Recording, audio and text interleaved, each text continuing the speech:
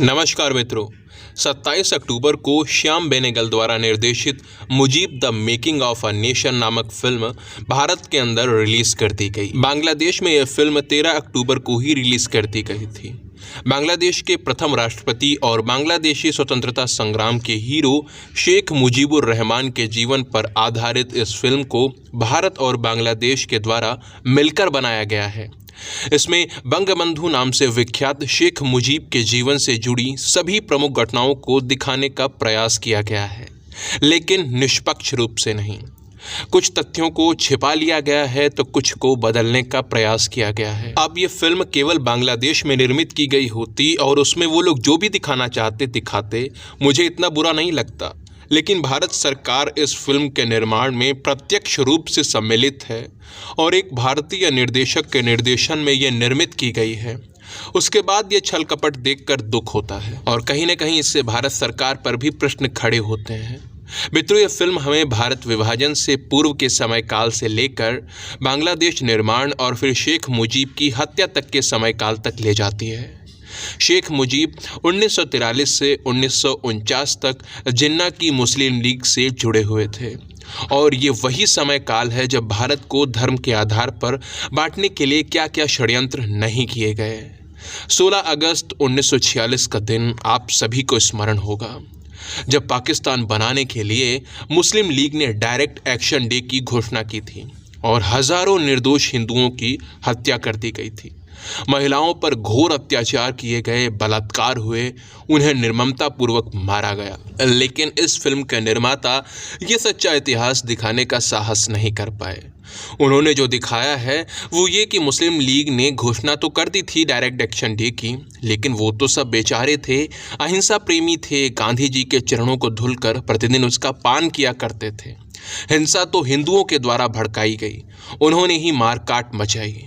अब आप बताइए, भारत सरकार के सहयोग से ऐसा प्रोपेगेंडा कैसे बनाया गया? क्या भारत का सूचना प्रसारण मंत्रालय इसके लिए उत्तरदायी नहीं है?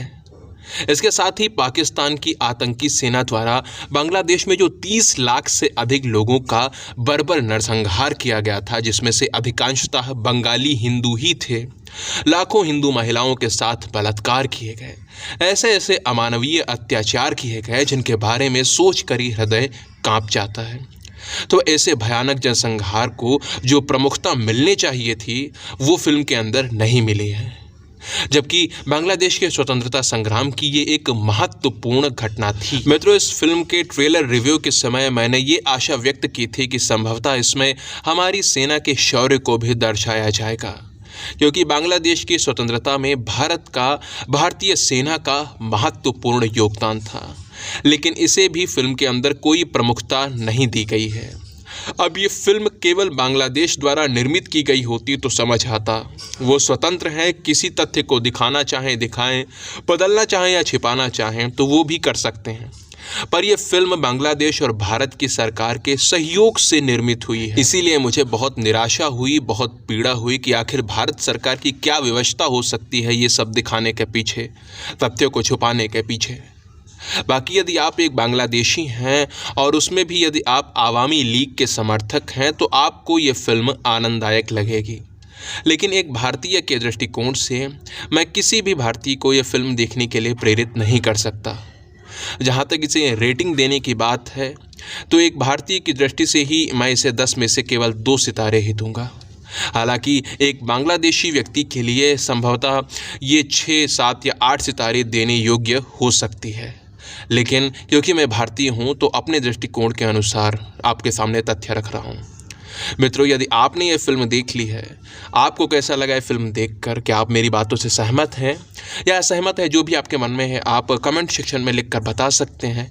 वीडियो को अंत तक देखने के लिए आप सभी का बहुत बहुत धन्यवाद। जय सिया राम, जय माँ भारती।